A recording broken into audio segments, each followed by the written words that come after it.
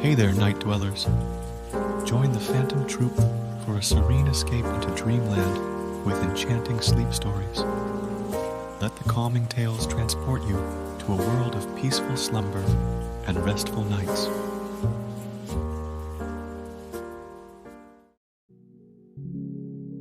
Hey there, I'm Isabella, your sweet storyteller. It warms my heart to have you here with me. Tonight, we're set for an adventure into the world of mystery and suspense. Get ready to be hooked by a story that unfolds in the shadows of the unknown, where every page brings us closer to an unsolved enigma. Before we dive into the gripping narrative, take a moment to let go of the day's events. Inhale deeply, letting the weight of the world lift from your shoulders. Exhale, embracing the soothing calm that surrounds you. As we embark on this mysterious tale, picture yourself on the edge of anticipation, eager to uncover the secrets that lie ahead. The story we're about to unfold draws inspiration from real-life enigmas, weaving a tapestry of intrigue that will keep you on the edge of your seat. Feel the tension in your muscles dissipate with each breath. With the day behind you and relaxation setting in, let the excitement of the unknown heighten your senses. Together, we'll navigate through the twists and turns of this suspenseful narrative. Now, as the world fades away and the mystery unfolds, allow the soothing rhythm of my voice to guide you into a tranquil state. Stay tuned as we step into the mysterious unknown, where every moment holds the promise of revelation. In the heart of the tumultuous 1960s, a charismatic and enigmatic figure emerged, casting a dark shadow over the sun-soaked hills of California. Charles Manson, a man with piercing eyes and a magnetic presence, drew a group of young, impressionable followers into his orbit, forming what would later be known as the Manson Family. The story begins in San Francisco, a city pulsating with the beats of counterculture and rebellion. Charles Manson, born on November 12, 1934, had a troubled childhood marked by periods in and out of correctional facilities. As he grew older, Manson honed his skills as a petty criminal, earning a reputation as a smooth-talking drifter with a penchant for manipulating those around him. It was in the late 1960s that Manson's magnetic charisma drew a diverse group of followers to him. The Manson family, as they came to be known, consisted of young men and women seeking an alternative lifestyle and a break from societal norms. Manson, with his pseudo-spiritual teachings and apocalyptic visions, promised them salvation and a utopian existence. As the Manson family settled on the Spahn Ranch, a dilapidated movie set nestled in the arid landscape, Manson's influence over his followers deepened. The commune became a breeding ground for bizarre rituals, drug-fueled escapades, and a distorted sense of reality. Manson's teachings, a mishmash of pop culture references, Eastern mysticism, and his own twisted philosophy, created an atmosphere of submission and blind devotion.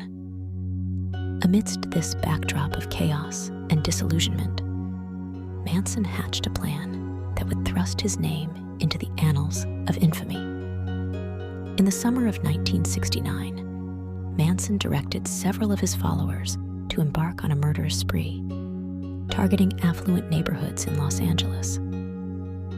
The primary objective was to incite a race war, which Manson termed helter-skelter, a term borrowed from the Beatles' song.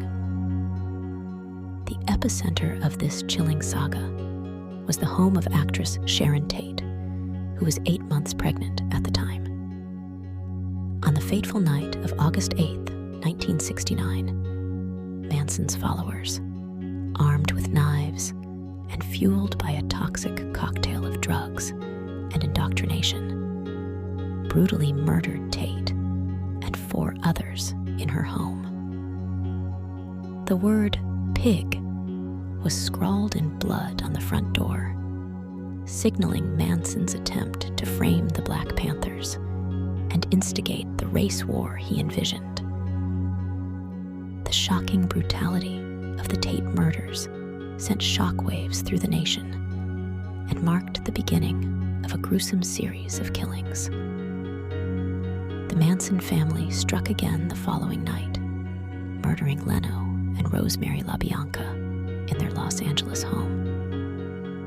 The crime scenes were macabre, the acts seemingly senseless, and the nation was left grappling with a collective sense of horror and disbelief. As the police painstakingly unraveled the threads of the investigation, the Manson family was eventually apprehended. Manson, along with several of his followers, including Susan Atkins, Patricia Krenwinkel, and Leslie Van Houten, faced trial for their roles in the murders. The trial, which began in 1970, captivated the nation as it delved into the twisted psyche of Manson and his followers. Throughout the trial, Manson exhibited erratic behavior, often disrupting proceedings with outbursts and theatrical displays. His followers, equally devoted and indoctrinated, remained loyal, with some even carving X's into their foreheads as a sign of solidarity with their leader. Manson's defense strategy was to distance himself from the actual murders, claiming that he never physically participated, but merely influenced his followers. The prosecution, however, presented a compelling case, arguing that Manson's charismatic influence and manipulation were tantamount to direct participation in the crimes. In 1971, Manson and several of his followers were convicted of first-degree murder and conspiracy to commit murder. The death penalty, which had been briefly abolished in California, was reinstated in response to the Manson family murders. The sentences were later commuted to life imprisonment when the death penalty was again overturned in 1972. Manson spent the remainder of his life behind bars, becoming a symbol of the dark side of the counterculture movement. His influence persisted even from within prison walls, as he continued to attract followers and maintained a twisted notoriety. As the years passed, the Manson family members who had been convicted alongside their leader faced parole hearings.